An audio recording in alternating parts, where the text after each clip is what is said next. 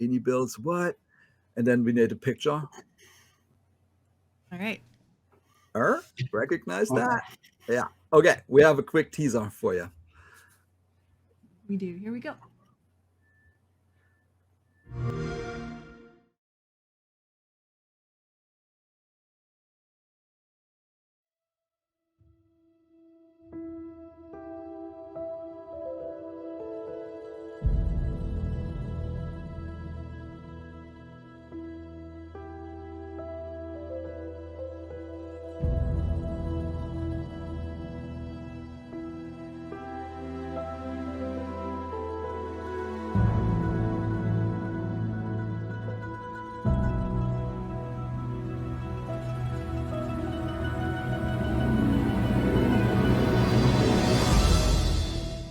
Hi, yeah, I'm here. Awesome. Well, amazing to be able to work on the Antonov 225. It's probably one of the most legendary aircraft in the world, and we've been able to bring it into the sim. And it's, as people were just saying about before, it's such a unique experience. So I'm going to start by going through the flight deck and just trying to give you an idea of scale. The scale of the plane is just unbelievable. So if I just start to pan backwards here, you can start to see the captain, first officer's seating position. And that's obviously normally where we would end. We've actually got the engineers panel here, which has got a little bit of a kick out. This is this 90-degree panel is unique to the 225 as compared to the Ruslan. We've got some engine instruments here, and we also have a dedicated electrical engineer station. This really gives you an idea of the complexity of the aircraft, where this was one person's job just to run the electrical system, which is pretty amazing. If I then pan across the other side, we've got the navigator station here and the radio operator. Often forgotten, as they say, the radio operator, but he's got an important job. And if I just pan back to the rear of the aircraft, you start to see really the size of this flight deck. It's just so impressive when you see it like this. We've also been able to model this sort of rear passenger area. So we go back here, and this is where the crew would rest. These are actually beds that pull down in flight. So this is where you can rest here, and they're kind of reminiscent of quite a lot of like cross benches, things like this. And what we're going to do now is I'm just going to head downstairs in the aircraft.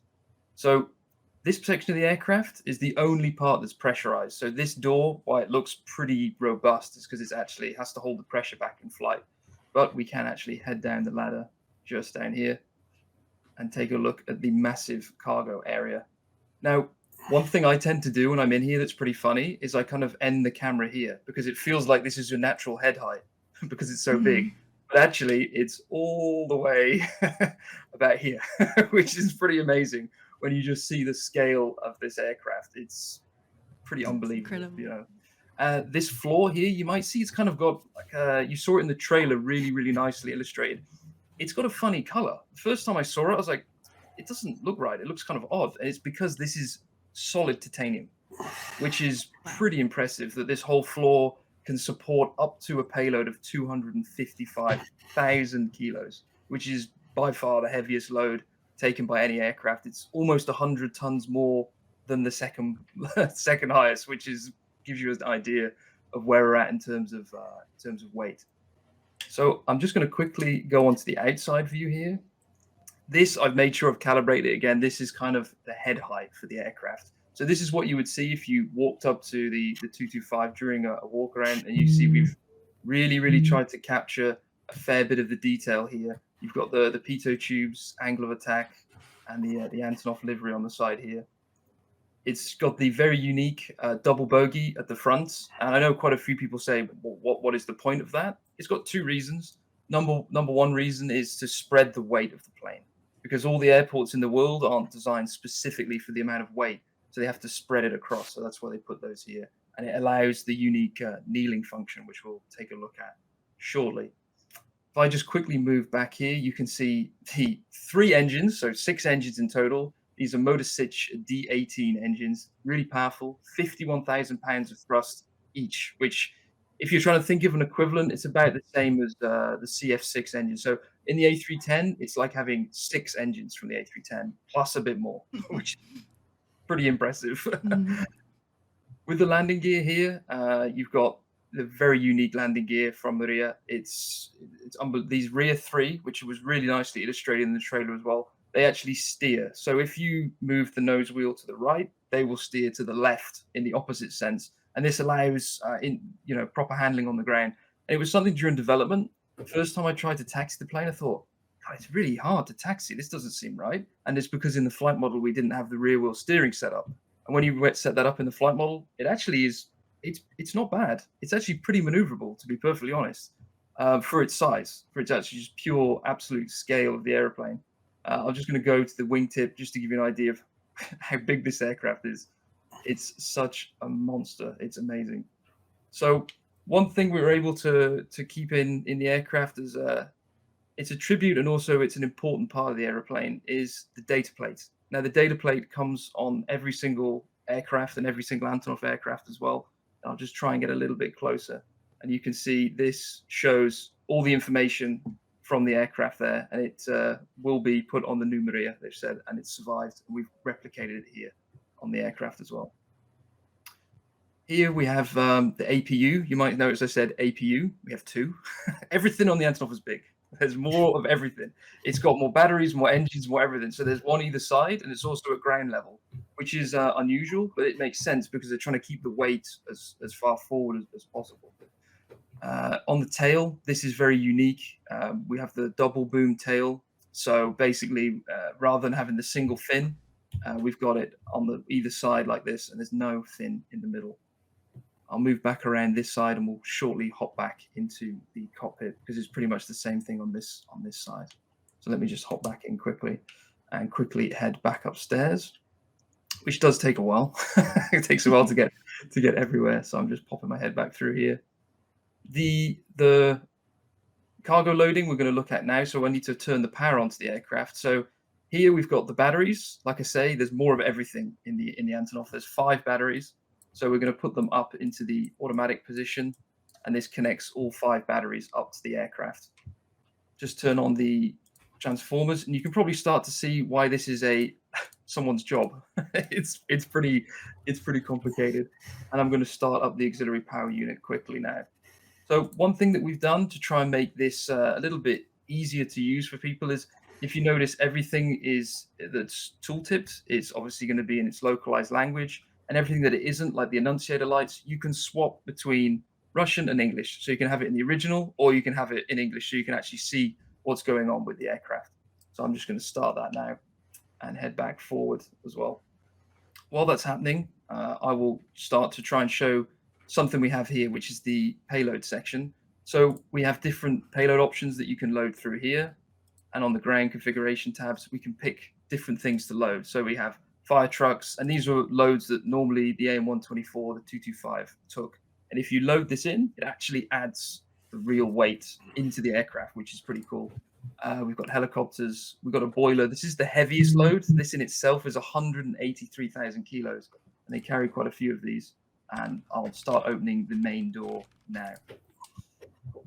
I'll just hop quickly back onto the outside.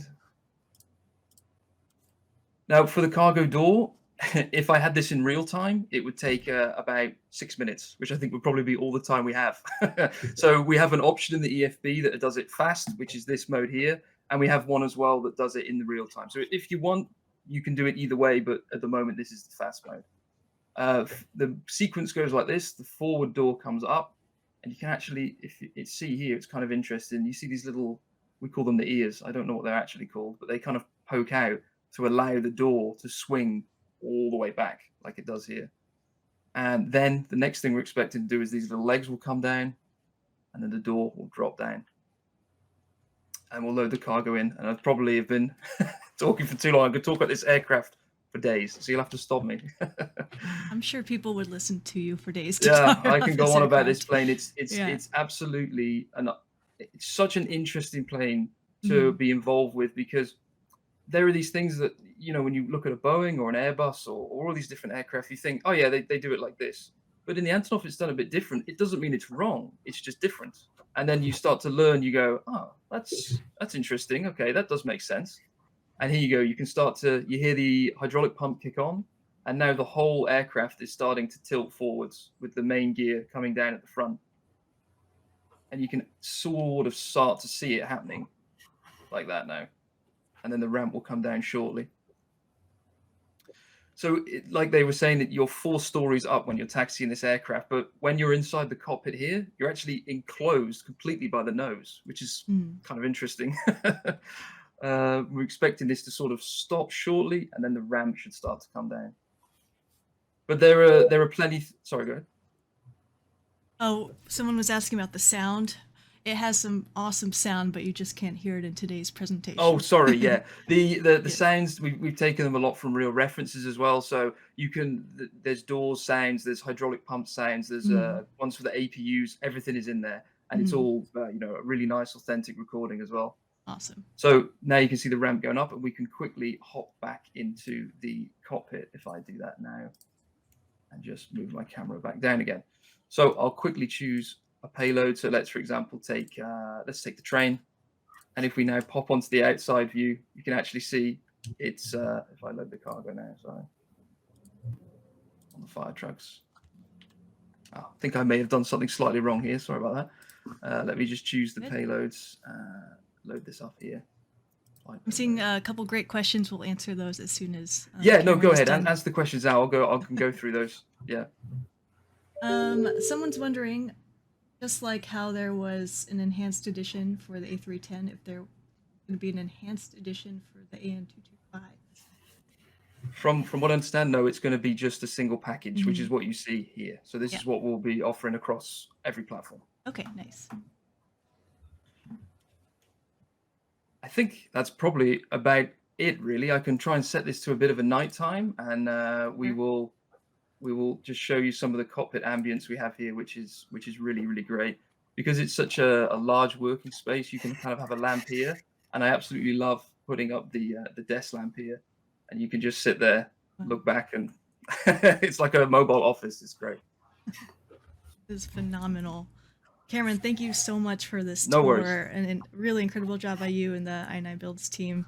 Well, before you take off, Cameron, do you want to tell the story about you meeting? Absolutely, Antonov?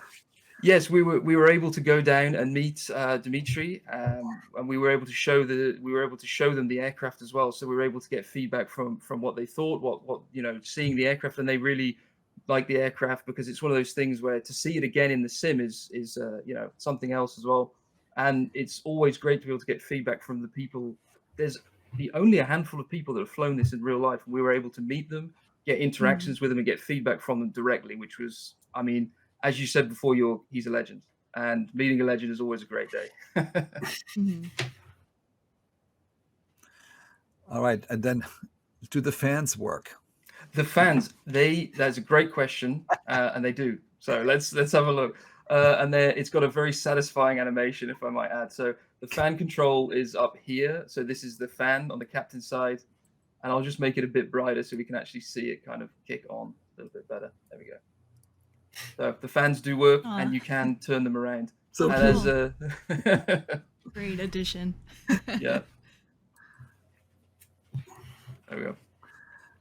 All right. Well, super. Thank you so much. Thank you very much. Both of you. Antonov, for helping. It's been great, and it's